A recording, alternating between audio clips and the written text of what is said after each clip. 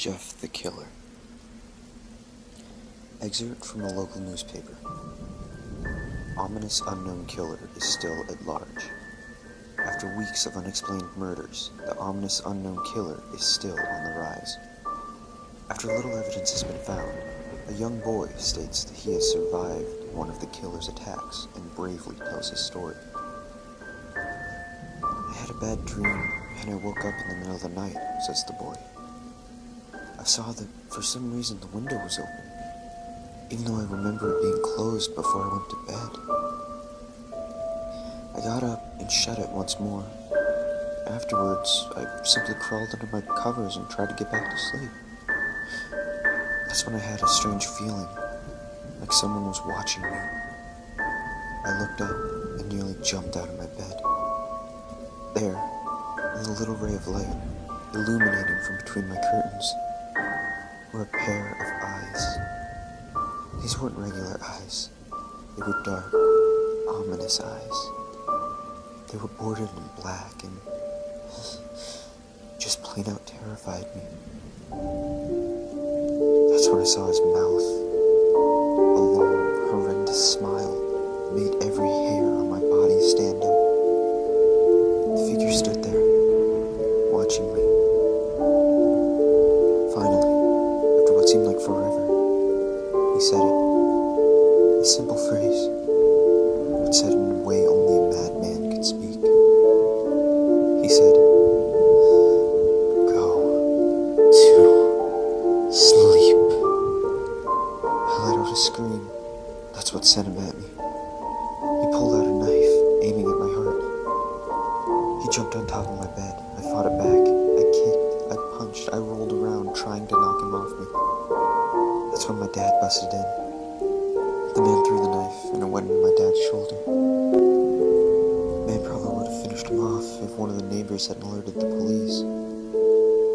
They drove into the parking lot and ran towards the door. The man turned and ran down the hallway. I heard a smash, like glass breaking. As I came out of my room, I saw the window that was pointing towards the back of my house was broken. I looked out to see him vanish into the distance. I can tell you one thing. I will never forget that face. Those cold, evil eyes, that psychotic smile. They will never leave my head. Police are still on the look for this man. If you see anyone that fits the description in this story, please contact your local police department. Jeff and his family had just moved into a new neighborhood. His dad had gotten a promotion at work, and they thought it would be best to live in one of those fancy neighborhoods. Jeff and his brother Lou couldn't complain, though. A newer, better house. What was not to love? As they were getting unpacked, one of their neighbors came by. "Hi, I'm Barbara. I live across the street from you," she said. "Well, I just wanted to introduce myself and my son." She turns around and calls her son over. "Billy, these are our new neighbors." Billy said hi and ran back to play in his yard. "Well, I'm Margaret, and this is my husband Peter, and my two sons, Jeff and Lou," said Jeff's mom. They each introduced themselves, and then Barbara invited them to her son's birthday. Jeff and his brother were about to object when their mom said they would love to. When Jeff and his family were done packing, Jeff went up to his mom. "Mom, why'd you invite us to some kid's party? You haven't noticed I'm not some dumb kid." "Jeff, we just moved here. We should show that we want to spend time with our neighbors. Now we're going, and that's final," said his mother. Jeff started to talk, but stopped himself, knowing that he couldn't do anything. Whenever his mom said something, it was final. He walked up to his room and plopped down on his bed. He sat there looking at his ceiling when suddenly he got a weird feeling. Not so much a pain, but just a weird feeling. He dismissed it as just some random emotion. He heard his mother call him down to get his stuff, and he walked down to get it. The next day, Jeff walked downstairs to get breakfast and got ready for school. As he sat there eating his breakfast, he once again got that feeling. This time it was stronger. Gave him a slight tugging pain, but he once again dismissed it. As he and Lou finished breakfast, they walked down to the bus stop. They sat there waiting for the bus, when all of a sudden some kid on a skateboard jumped over him, only inches above their laps. They both jumped back in surprise. "Hey, what the hell?" The kid landed and turned back to them. He kicked his skateboard up and caught it with his hands. The kid seemed about 12, only a year younger than Jeff. He wore an Aeropostale shirt and ripped blue jeans. Well. Looks like we got some new meat. Suddenly, 2 other kids appeared. One was skinny, and one was huge. "Well, since you're new here, I'd like to introduce ourselves. Over there is Keith." Jeff and Lou looked over to the skinny kid. He had a dopey face that you would expect a sidekick to have. And he's Troy. They looked over at the fat kid. Talk about a tub of lard. This kid looked like he hadn't exercised since he was crawling. "And I," said the first kid, "am Randy. Now, for all the kids in this neighborhood, there's a small price for bus fare, if you catch my drift." Lou stood up, ready to punch the lights out of the kid's eyes when one of his friends pulled a knife on him. "I hoped you would be more cooperative, but it seems like we gotta do this the hard way." The kid walked up to Lou and took his wallet out of his pocket. Jeff got that feeling again. Now it was really strong, a burning sensation. He stood up, but Lou gestured for him to sit down. Jeff ignored him and walked up to the kid. "Listen here, you little punk. Give back my bro's wallet or else." Randy put the wallet in his pocket and pulled out his own knife. "Oh? And what are you gonna do?" Just as he finished the sentence, Jeff popped the kid in the nose. As Randy reached for his face, Jeff grabbed the kid's wrist and broke it.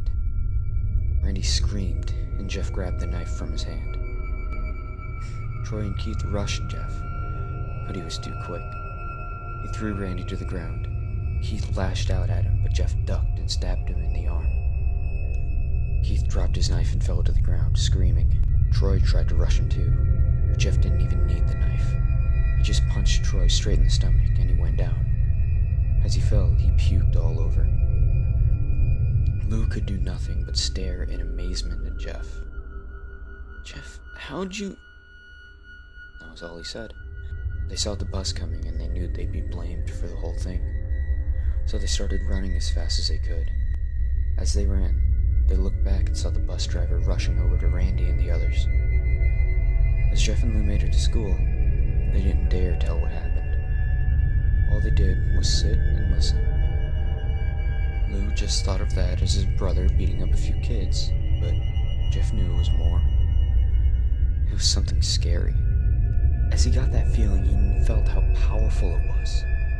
The urge to just hurt someone. He didn't like how it sounded, but he couldn't help feeling happy.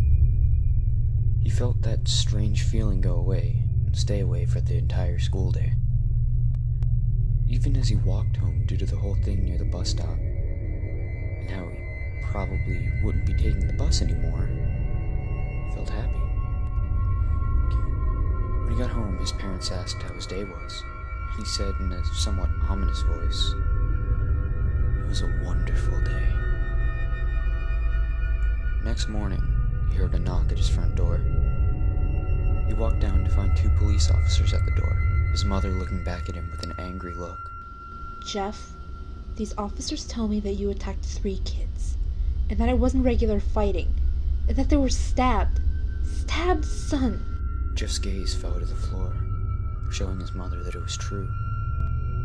"Mom, they were the ones who pulled the knives on me and Lou." "Son," said one of the cops, "we found 3 kids, 2 stabbed, 1 with a bruise on his stomach, and we have witnesses proving that you fled the scene. Now what does that tell us?" Jeff knew it was no use. He could say him and Lou had been attacked, but there was no proof it was not them that attacked first. He couldn't say that they weren't fleeing, because, truth be told, they were. So Jeff couldn't defend himself or Lou. "Son, call down your brother." Jeff couldn't do it, since it was him who beat up all the kids. "Sir, it was me. I was the one who beat up the kids. Lou tried to hold me back, but he couldn't stop me." The cop looked at his partner, and they both nodded. "Well, kid, looks like a year in juvie." "Wait," says Lou. They all looked up to see him holding a knife. The officers pulled their guns and locked them on Lou. "It was me. I beat up those little punks. Have the marks to prove it." He lifted up his sleeves to reveal cuts and bruises, as if he was in a struggle. "Son, just put the knife down," said the officer. Lou held up the knife and dropped it to the ground. He put his hands up and walked over to the cops. "No, Lou, it was me. I did it." Jeff had tears running down his face. "Poor bro, trying to take the blame for what I did. Take me away." The police led Lou out to the patrol car. "Lou, tell them it was me. Tell them. I was the one who beat up those kids." Jeff's mother put her hands on his shoulders. Jeff watched helplessly as the cop car sped off with Lou inside. A few minutes later, Jeff's dad pulled into the driveway, seeing Jeff's face and knowing something was wrong. "Son, what is it?" Jeff couldn't answer. His vocal cords were strained from crying. Instead, Jeff's mother walked his father inside to break the bad news to him as Jeff wept in the driveway. After an hour or so, Jeff walked back into the house, seeing that his parents were both shocked, sad, and disappointed. He couldn't look at them. He couldn't see how they thought of Lou when it was his fault. He just went to sleep, trying to get the whole thing off his mind. 2 days went by, with no word from Lou at JDC. No friends to hang out with. Nothing but sadness and guilt. That is, until Saturday, when Jeff was woken up by his mother with a happy, sunshiny face. "Jeff, it's the day," she said as she opened up the curtains and let light flood into the room. "Wait, what's today?" asked Jeff as he stirred awake. "Why, it's Billy's party." He was now fully awake. "Mom, you're joking, right? You don't expect me to go to some kid's party after..." There was a long pause. "Jeff, we both know what happened. I think this party could be the thing that brightens up the past few days. Now get dressed." Jeff's mother walked out of the room and downstairs to get ready herself. He fought himself to get up. He picked out a random shirt and a pair of jeans and walked downstairs. He saw his mother and father all dressed up, his mother in a dress and his father in a suit. He thought, why would they ever wear such fancy clothes to a kid's party? "Son, is that all you're wearing?" said Jeff's mom. "Better than wearing too much," he said. His mother pushed down the feeling to yell at him and hit it with a smile. "Now, Jeff, we may be overdressed, but this is how you go if you want to make an impression," said his father. Jeff grunted and went back upstairs to his room. "I don't have any fancy clothes," he yelled downstairs. "Just pick something out," called his mother. He looked around in his closet for what he would call fancy. He found a pair of black dress pants he had for special occasions and an undershirt. He couldn't find a shirt to go with it, though. He looked around, found only striped and patterned shirts, none of which go with dress pants. Finally, he found a white hoodie and just put it on. You're wearing that? They both said. His mother looked at her watch. "No time to change. Let's just go," she said as she herded Jeff and his father out the door.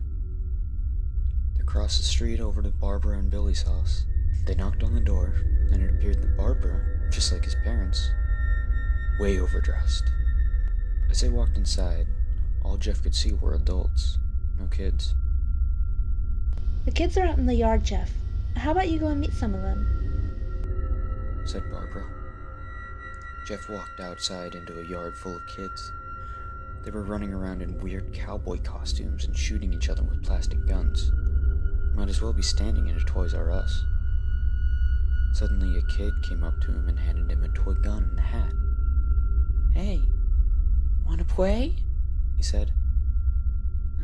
Nah, kid. I'm way too old for this stuff." The kid looked at him with that weird puppy dog face. "Please," said the kid. "Fine," said Jeff. He put on the hat and started to pretend to shoot at the kids. At first, he thought it was totally ridiculous, but then he started to actually have fun. It might not have been super cool, but it was the first time he had done something that took his mind off Lou. So he played with the kids for a while, until he heard a noise. A weird rolling noise. Then it hit him. Randy, Troy, and Keith all jumped over the fence on their skateboards. Jeff dropped the fake gun and ripped off the hat. Randy looked at Jeff with a burning hatred. "Hello. Jeff, is it?" he said.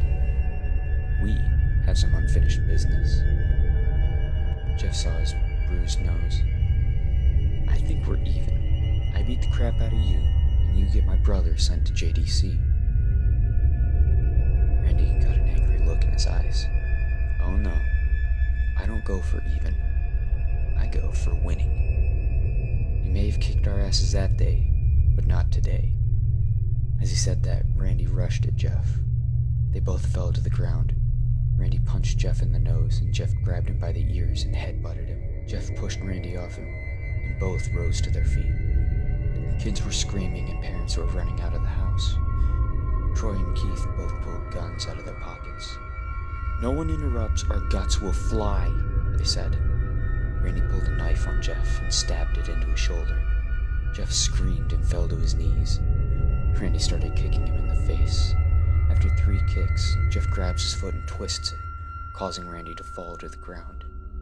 Jeff stood up and walked towards the back door. Troy grabbed him. "Need some help?" He picks Jeff up by the back of the collar and throws him through the patio door. As Jeff tries to stand, he's kicked to the ground. Randy starts repeatedly kicking Jeff until he starts to cough up blood. "Come on, Woods, fight me!" He picks Jeff up and throws him into the kitchen. Randy sees a bottle of vodka on the counter and smashes the glass over Jeff's head. "Fight!" He throws Jeff back into the other room. "Come on, Jeff, look at me." Jeff glances up, face riddled with blood. "I was the one who got your brother sent to JDC, and now you're just gonna sit here and let him rot in there for a whole year? You should be ashamed." Jeff starts to get up. "Oh, finally, you stand and fight."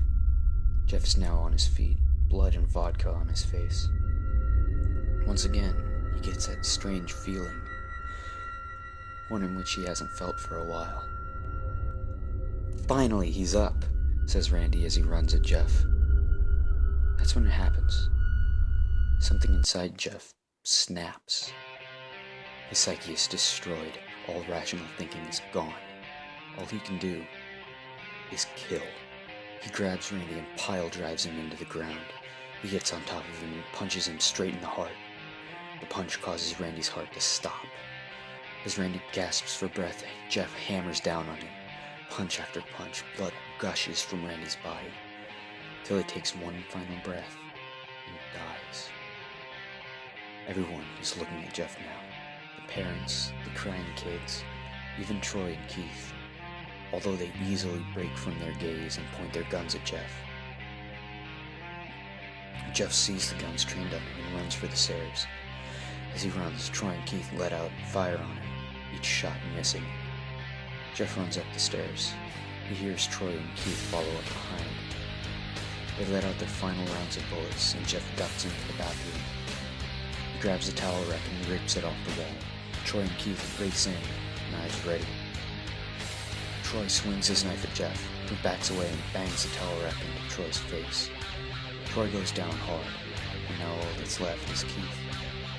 He's more agile than Troy, though. He ducks when Jeff swings the towel rack. He dropped the knife and grabbed Jeff by the neck. He pushed him into a wall. A bottle of bleach fell down on top of him from the top shelf. It burnt the both of them, and they both started to scream. Jeff wiped his eyes as best as he could. He pulled back the towel rack and swung it straight into Keith's head. As he lay there, bleeding to death, he let out an ominous smile.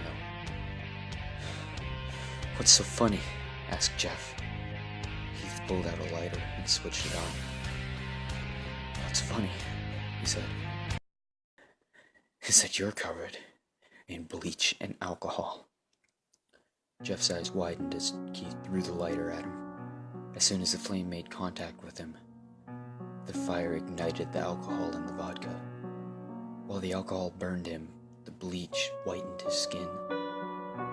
Jeff let out a terrible screech as he caught on fire. He tried to roll out the fire, but it was no use. The alcohol had made him a walking inferno. He ran down the hall and fell down the stairs. Everybody started screaming as they saw Jeff, now a man on fire, drop to the ground, nearly dead. The last thing Jeff saw was his mother and the other parents trying to extinguish the flame. That's when he passed out. When Jeff woke, he had a cast wrapped around his face. He couldn't see anything, but he felt a cast on his shoulder and stitches all over his body. He tried to stand up, but he realized there was a tube in his arm. And when he tried to get up, it fell out and a nurse rushed in. I don't think you can get out of bed just yet, She said as she put him back in his bed and reinserted the tube. Jeff sat there with no vision, no idea of what his surroundings were. Finally, after hours, he heard his mother. Honey, are you okay? She asked. Jeff couldn't answer though. His face was covered and he was unable to speak. Oh, honey, I have great news. After all the witnesses told police that Randy confessed to trying to attack you, they decided to let Lou go. This made Jeff almost bolt up, stopping halfway, remembering the tube coming out of his arm. He'll be out by tomorrow, and then you two can be together again. Jeff's mother hugged him and said her goodbyes. The next couple of weeks, Jeff was visited by his family. Then came the day where his bandages were to be removed. His family were all there to see him, what he would look like. As the doctors unwrapped the bandages from Jeff's face, everyone was on the edge of their seats. They waited until the last bandage holding the cover over his face was almost removed. "Let's hope for the best," says the doctor. He quickly pulled the cloth, letting the rest fall from Jeff's face. Jeff's mother screams at the sight of his face. Lou and his dad stared awestruck at the boy. What happened to my face?" Jeff asked. He rushed out of bed and ran to the bathroom. He looked in the mirror and saw the cause of the distress. His face, it's horrible. His lips were burnt to a deep shade of red. His face was turned into a pure white color, and his hair singed from brown to black. He slowly put a hand to his face. It had a sort of leathery feel now. He looked back at his family, and then back at the mirror. "Jeff," said Lou, it's not that bad." "Not that bad?" said Jeff. "It's perfect." His family were equally surprised. Jeff started laughing uncontrollably. His parents noticed that his left eye and hand were twitching. Jeff? Are you okay?" "Okay? I've never felt more happy. Look at me. This face goes perfectly with me." He couldn't stop laughing. He stroked his face, feeling it, looking at the mirror. What caused this? Well, you may recall that when Jeff was fighting Randy, something in his mind, his sanity, snapped. Now he was left as a crazy killing machine, although his parents didn't know. "Doctor," said Jeff's mom. "is my son all right? You know, in the head?" "Oh yes, this behavior is typical for patients that have taken very large amounts of painkillers. If his behavior doesn't change in a few weeks, bring him back here and we'll give him a psychological test." "Oh, thank you, Doctor." Jeff's mother went over to her son. "Jeff, sweetie, it's time to go." Jeff looks away from the mirror, his face still formed into a crazy smile. Okay, Mommy. His mother took him by the shoulder and led him over to get his clothes. Jeff's mom looked down to see the black dress pants and the white woody there her son wore. They were now clean of blood and stitched together. Jeff's mother led him into his room and made him put his clothes on. Then they left, not knowing that this was the final day of their life. Later that night, Jeff's mother woke to a sound coming from the bathroom. It sounded as if someone was crying. She slowly walked over to see what it was. When she looked into the bathroom, she saw a horrendous sight. Jeff had taken a knife and carved a smile into his cheeks. Jeff, what are you doing? Asked his mother. Jeff looked over at his cowering mom. I couldn't keep smiling, Mommy. It hurt after a while. Now, I can smile forever. Jeff's mother noticed his eyes ringed in black. Jeff, your eyes! His eyes were seemingly never closing. I couldn't see my face. I got tired, and my eyes started to close. I burned out the eyelids so I could forever see myself. My new face. Jeff's mother started to back away, seeing that her son was going insane. What's wrong, Mommy? Aren't I beautiful? Yes, son. She said. Let me go get Daddy so he can see your face. She ran into the room and shook Jeff's dad from his sleep. Honey, get the gun. She stopped as she saw Jeff in the doorway holding a knife. Mommy, you lied.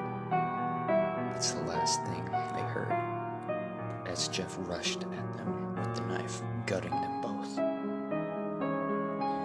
His brother Lou woke up, startled by some noise. He didn't hear anything else, so he just shut his eyes and tried to go back to sleep. As he was on the border of slumber, he got the strangest feeling that someone was watching him. He looked up before Jeff's hand covered his mouth. He slowly raised the knife, ready to plunge it into Lou. Lou thrashed here and there, trying to escape Jeff's grip. Shh, Jeff said. Just go to sleep.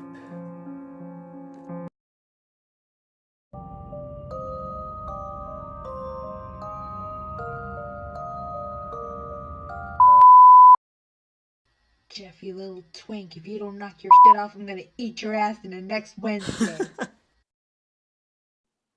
He heard his mother call him down. He heard his mother call him down to get him. He heard it. He heard this. Later that knife. Foreshadowing. He'll be out by tomorrow, and then you two can be together. Oh, sorry.